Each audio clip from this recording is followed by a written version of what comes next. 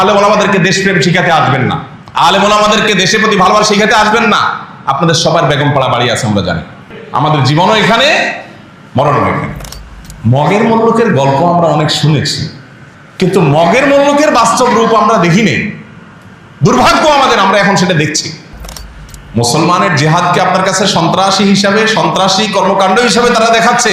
তারা যখন ক্রুসেড ঘোষণা করে তখন আপনার কাছে একটিবারের জন্য প্রশ্নটা উঠে না? এক শ্রেণীর মিডিয়া, আপনারা টাকা দিয়ে যাদের পেপার পত্রিকাগুলো বাসায় নিয়ে যান, এই মিডিয়াগুলোর একটা বড় অংশ এই জঙ্গি নাটককে মঞ্চায়ন করার জন্য সবচেয়ে বেশি ভূমিকা রেখেছে।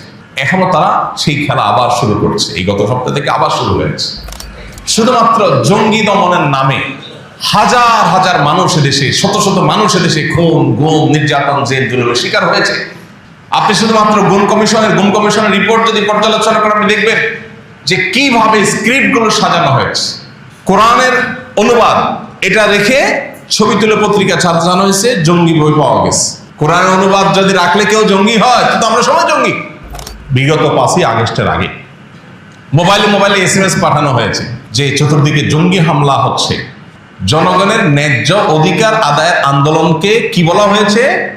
জঙ্গি হামলা। এখান থেকে বোঝা যায় যে মূলত জঙ্গি এই শব্দটা, এটা হলো সকল প্রকার সত্যকে লুকাবার জন্য।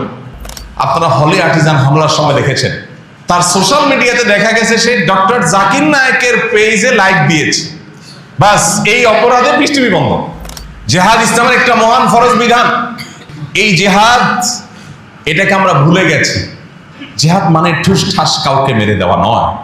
জেহাদ মানে নিরীহ মানুষের উপরে বোমা হামলা করা নয়, যেটা পশ্চিমারা করছে। প্রকৃত জঙ্গিবাদে তো তারাই লিপ্ত।